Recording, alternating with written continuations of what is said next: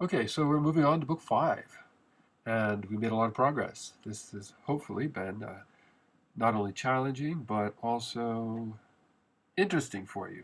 Um, and we'll see if we can. It's going to get harder from here on out. Um, so hold on. If you've read this before you've listened to the lectures, then this book in particular and the others very likely bewildered you. I'll try and help you a little bit. We're going to get in at the very last bit here. We're going to get into Plato's metaphysics and epistemology, that is, his theory of reality and his theory of knowledge, just a little bit. And then in the following book next week, we're going to really get into it deep. All right. So, there's very famously three waves that threaten to, quote, sink the argument, as it were, um, as as Socrates in Book 5 fleshes out some of the details of the perfect or ideal city, the city of words that they've built in order to find justice. And this takes them in an interesting direction. There's some crazy aspects of the ideal city, or what at least seemed crazy back in the day. The first wave that threatens to sink their argument um, is the equality of women. And I call this so, like women are equal to men in the perfect town?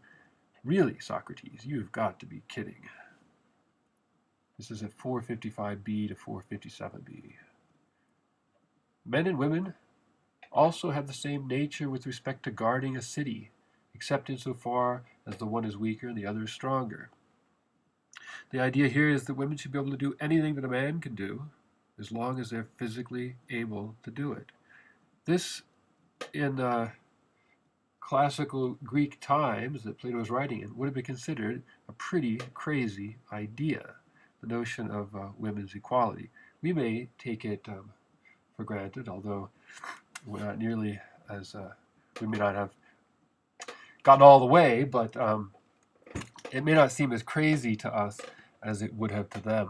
But Socrates calls it the first wave, because people are unlikely to accept this view of a perfect society where women are the equal to men, and in fact can be guardians, can be rulers of the city.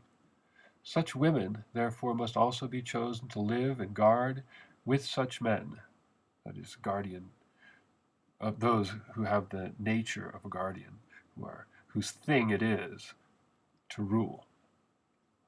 They must live and guard with the men, since they are competent and akin to the men in their nature. And mustn't the same practices be assigned to the same natures? If women are capable, shouldn't they be assigned the same jobs and the same tasks in the ideal or perfect city? Then we have come around full circle to where we were before and agree that it's not against nature to assign music and gymnastics to women guardians.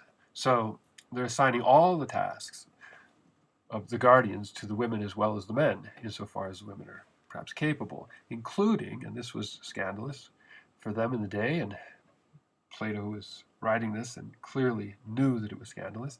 Also, they would do gymnastics, which is like a wrestling exercise thing, where the men traditionally did it, and they would strip naked when they did it. So he's implying that women should strip naked along with the men and wrestle in order to stay fit. That sounds crazy, I think, even to us today, right? Then the women guardians must take common part in war and the rest of the city's guarding. So they're also going to be soldiers and they're going to guard the city by fighting as well. Um, this is something that only recently our society has actually managed to achieve, right? With respect to women's equality.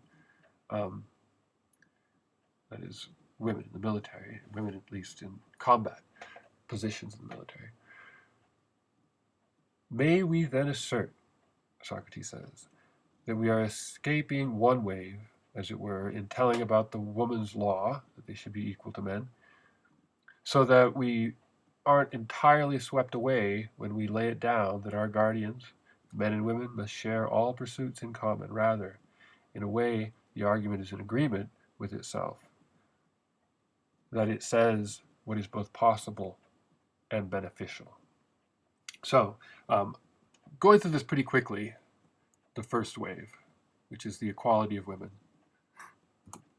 The second wave, okay, so in Perfect Town, the rulers have no idea who their parents are and are raised in common.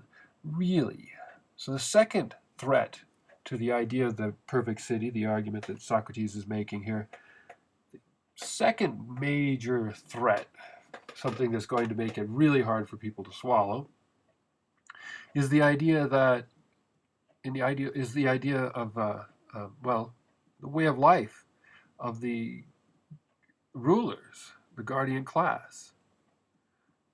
They, as we'll see, will have women and children in common. Again, we're going through this rather quickly as well. Read it in more detail on your own. The second wave is the law that the rulers have everything in common: houses, goods, and wives and children. Right?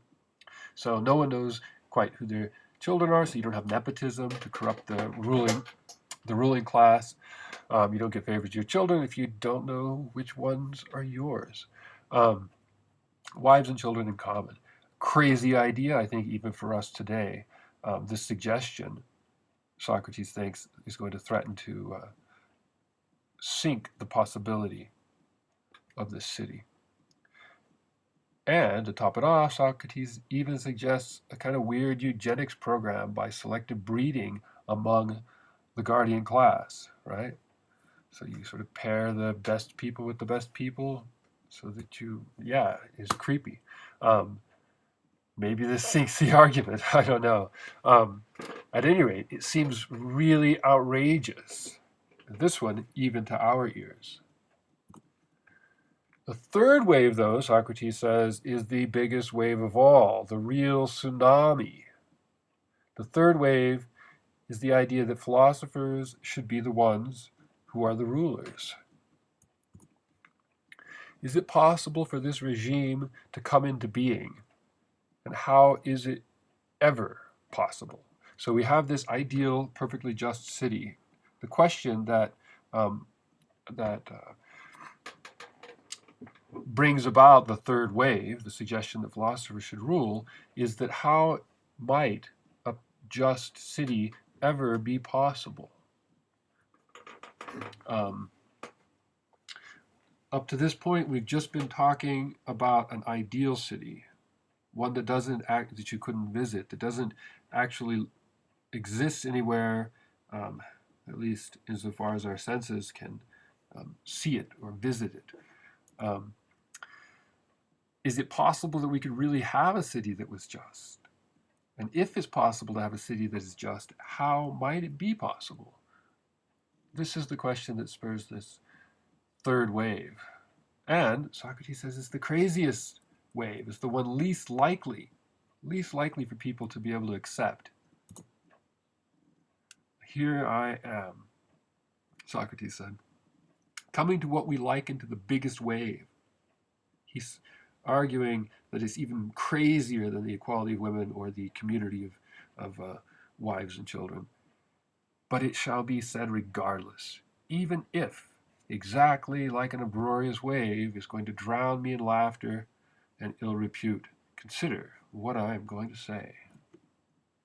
Unless, Socrates says, the very famous passage in the Republic, unless the philosophers rule as kings, or those now called kings and chiefs genuinely and adequately philosophize, and political powers and philosophy coincide in the same place, while the many natures now making their way either apart from the other are by necessity excluded, there is no rest from ills for the cities, my dear Glaucon, nor, I think, for humankind, nor will the regime we have now described in speech ever come forth from nature, insofar as possible, and see the light of the sun. This is what for so long was causing my hesitation to speak, seeing how very paradoxical it would be to say, for it is hard to see that in no other city would there be private or public happiness. So this is a question of whether or not you can have a just city where everybody was both publicly and privately happy, doing their thing, achieving what suits their nature. Um, is it possible? Well, if it's possible, the only way it's possible is that if philosophers are the ones who are actually running the show. Wow, that does seem a little crazy. But it's important here, what he means by philosopher is important, and we'll spend a little time on that in a second. He does not mean today academic philosophers, such as myself, should be the ones running the show. What he means by philosopher is a lover of truth, and only those who truly love the truth, and because they love it, are able to have a special kind of knowledge that we'll see in the next book of the Republic, a special kind of knowledge that will make them best fit, best suited to rule. All right. So, philosophers should be kings. It is necessary then to distinguish whom we mean when we dare to assert that philosophers must rule. Thus, when they have come plainly to light, one would be able to defend oneself, showing that it is by nature fitting for them both to engage in philosophy and to lead a city. For the rest, not to engage in philosophy and to follow their leader. Right? So if we're going to dare to assert that philosophers should rule, and that everybody else should not be a philosopher and should simply follow the leader, then we're going to need to say what exactly we mean by philosopher. Right? We've defined at the beginning of this course as a lover of wisdom. Plato, through the character of Socrates, is going to give us a much more detailed understanding, his particular understanding of what it really means to be a philosopher. And why being a, quote, real philosopher, so to speak, is what's going to suit you to rule. You will need to be reminded, will you need to be reminded, Socrates asks, or do you remember that when we say a man loves something, if it is rightly said of him, he mustn't show a love for one part of it and not for another, but must cherish all of it. So this is just a simple idea. If you say that, such and such loves wine, well, doesn't love a little bit, he loves a lot of it, right? Or somebody loves music or art, they want to see every art show, they want to listen to all kinds of music. Otherwise, they're picky and they only like a little bit, right? The true lover, you might say, of something really loves the whole subject, right? Otherwise, they're not, as it were, a true lover of it. When we say a man is a desirer of something, will we assert that he desires all of that form or just one part of it and not some other part? Won't we also then assert that the philosopher is a desirer of wisdom, not of one part of wisdom, not one part and not another part, but all of wisdom? They want to know as much as they can, right? Will deny, therefore, that the one who's finicky about his learning, especially when he's young and doesn't yet have an account of what's useful or not, is a lover of learning or a philosopher, just as we say that the man who's finicky about his food isn't really hungry, doesn't desire food, rather, just as we say a man who's finicky about his food isn't really hungry, doesn't desire food and isn't a lover of food, but a bad eater. If you love food, you eat a lot of food. You eat any food. You have a special affinity for it because you love food, right? So if you love wisdom, then you're going to want to learn everything, have a desire to learn everything in every subject. But the one who is willing to taste every kind of learning with gusto and who approaches learning with delight and is insatiable, we shall justly assert to be a philosopher, won't we?